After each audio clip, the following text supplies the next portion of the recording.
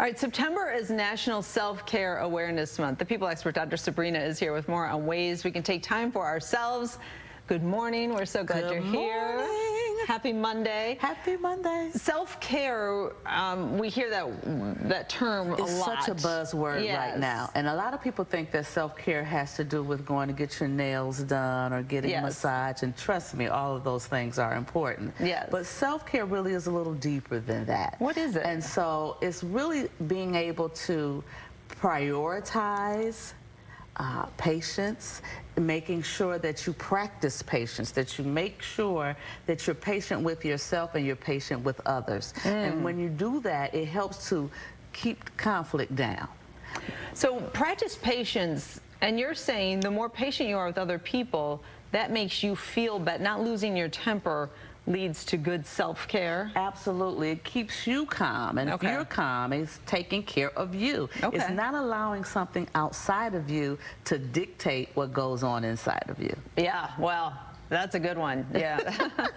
Okay. And then to prioritize your physical health, your mental health, your spiritual health, your financial health.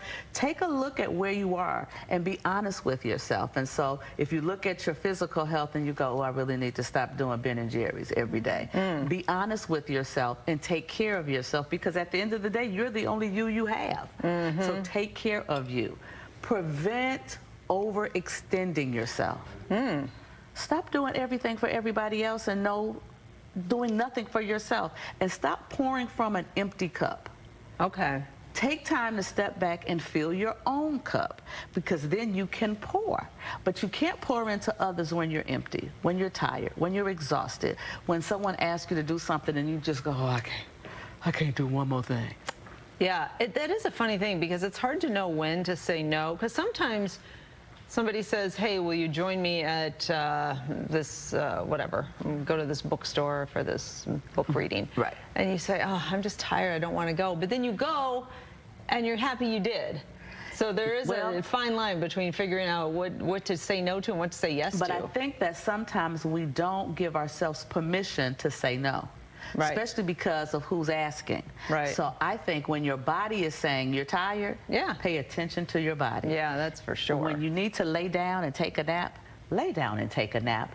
Do things for you. And so sometimes saying no, and I always say this to myself because I get invited to a lot of things. I bet. And I say, I can't do everything. I can't do. Yeah.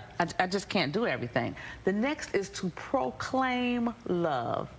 Love for yourself and love for others, because when we're in a space of love and we're loving on ourselves and we're kind to ourselves, it helps us to be kind and loving to others. Absolutely. Because if you're not loving you, how do you really truly love other people? Right.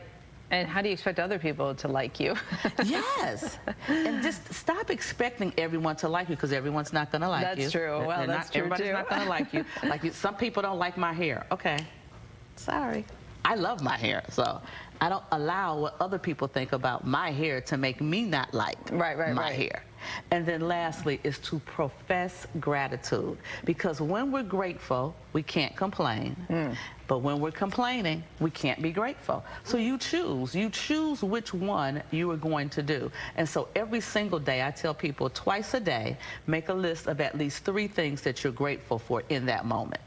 Because then you can't be depressed about the past, because usually when we're depressed about something in our past that we really can't change. And then if we're anxious about stuff we're worried about for tomorrow. Very good. What are you doing with your now? Because all you have is your now. My daughter Ellie says when you start to feel negative about a situation, make yourself find 3 positives in the moment. And even if you're like, oh, this coffee is terrible and I'm crabby, instead you shift the script immediately and tell yourself a different story. Yes, because you write your script. Yeah. You tell your story. So if I'm thinking, oh, I'm so fat. Well, no, I am much smaller than I was 2 years ago. Right, yes. Let me tell you something. Saturday, the outfit I had on was a size 12. I haven't worn a size 12 since 1989. Oh, my gosh. That's awesome. Good job, Dr. Sabrina. Oh, five. Yeah, I don't know. I never know. We never know the fist bump, high five, whatever. We do it both. Good job. Good stuff. Self-care. Elle? Yes. Dr. Sabrina. I asked for improvement from last week, was the story. And we did improve.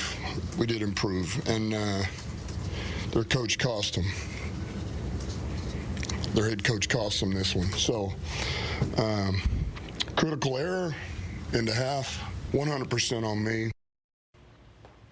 100% on me. Critical error. I cost our team the win. Lions head coach Dan Campbell taking full accountability for mistakes he says he made during Sunday's matchup with the Bucs. So we're going to take that and transition it into a Mental Health Monday conversation with our good friend Dr. Sabrina Jackson, the people expert. Dr. Sabrina, when somebody owns a mistake, what does that mean? It is a space of accountability, which leads to ability to you to grow and learn from, and it helps to model to other people that it's okay when we don't get it right all the time. None of us gets it right 100% of the time. And we'll take the sports part out of it. I'll use the sports to get into the conversation, but what about in a relationship?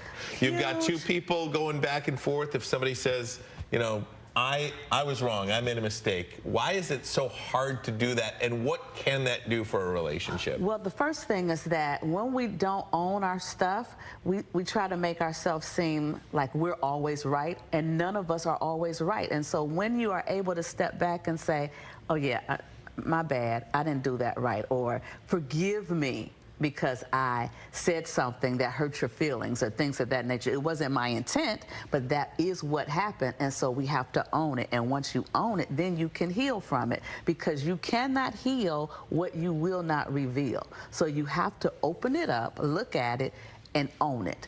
And if you don't, what kind of negative feelings can that create? Ooh, it can create resentment. It can you can do this whole cancel culture thing. If you don't own what you did, then I don't want to deal with you. I don't want to talk to you. I don't want to be bothered with you. And so it can break down relationships, not only our love relationships, but with our coworkers, with our children. It just can break down relationships when we don't own that we didn't do it right. And so every single person has a moment that they didn't get it right. Let me ask you about, you know, from a relationship, let me take it to the workplace. If you're an employee and you admit mistake, I cost our company, you know, this account, or if you're a manager and you made a bad hire, if your job is on the line, potentially, how much more difficult is that to admit? It can be difficult, especially when you're dealing with people who don't value the fact that you were transparent enough and owning up to it. If you own up to it and then they go, you're out of here, then that can be dangerous and a little risky. However, maybe your owning up to it creates lessons learned that you can use in the company to make sure you don't do that again. So it's all about the viewpoint that we use when we deal with what mistakes that we've made. That's tremendous advice, because at the end of the day, if you're doing the right thing as well, that is something you can carry along with you wherever you wherever you go. So even if I've lost this job, now I've learned some things that I can take in the next space. And so it's all about our perspective and how we see a thing. Sometimes we see a thing and we get stuck in the negativity of it instead of the growth opportunity from it. I love that P word, perspective, because that is such a great word. I love it. And so let me say this about Coach. The fact that he did that says to his team and says to the people that's playing for him that he's vulnerable, not weak, because there's a difference between vulnerability and being weak, and a lot of times men think that, oh, I gotta be. You can absolutely own your stuff, and then you can learn from that stuff and do better next time. It is not weak to be vulnerable. Not at all. Dr. Sabrina Jackson, the People Expert, on social media at @thepeopleexpert_ or SabrinaJackson.com. Yes. Thank you, my friend. Thank you. We'll be right back.